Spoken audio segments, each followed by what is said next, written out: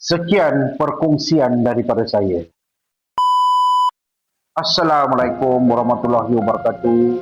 Apa khabar semua kepada sahabat-sahabat? Saya ingin kongsikan sesuatu berpihak daripada rakan saya, apa yang terjadi pada beliau.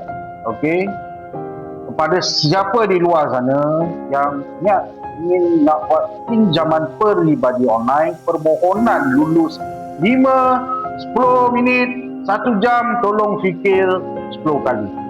Pada siapa ingin nak buat pinjaman peribadi online tu, rasanya janganlah guys.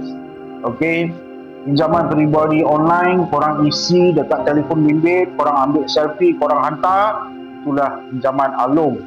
Okey, pinjaman alung ni macam member saya kena 5,000 bayar 20,000, dikata diiktiraf dan dimohon daripada kerajaan dan so on. Tapi kita cek background mereka tidak daftar lesen dan sebagainya, tidak beriktiraf. So kepada sahabat-sahabat di luar sana, sekadar perkongsian, jika tiada keperluan, terdesak ke apa, cari jalan yang lain.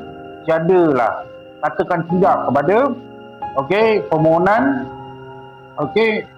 pinjaman peribadi online. Sekian daripada saya.